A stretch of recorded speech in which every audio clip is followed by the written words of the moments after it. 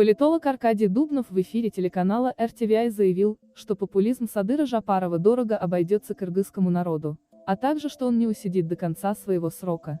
Ведущий задал политологу вопрос, чего ждать от политических событий в Кыргызстане после избрания Садыра Жапарова президентом страны, на что последовал следующий ответ.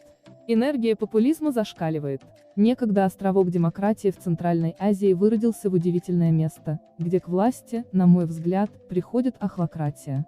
Вот в вашем обзоре человек говорит, тысячи проголосовали, и я проголосовал, все туда, и я туда. А кто все? Это те, кого он, Жапаров, воспитал, сидя в тюрьме. Он сам в этом признавался во время интервью. Он уже сказал, что победит коррупцию, победит наркотрафик, устранит раскол между севером и югом и что вернет в страну кыргызских мигрантов. Пусть не сейчас, а через 2-3 года.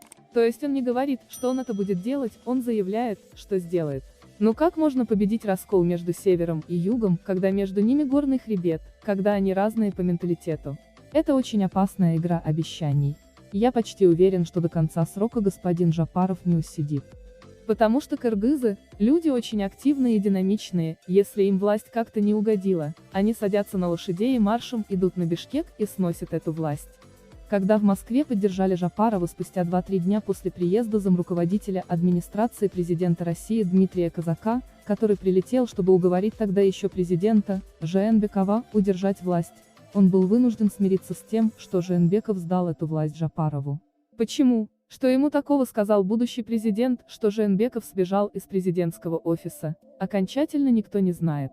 Вот такие процедуры сегодня работают в Кыргызстане, заявил Аркадий Дубнов.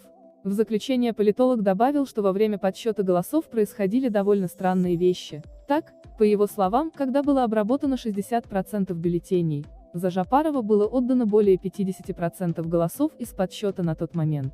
Но после того, как обработали еще 6% бюллетеней, голосов за Жапарова стало уже 80%.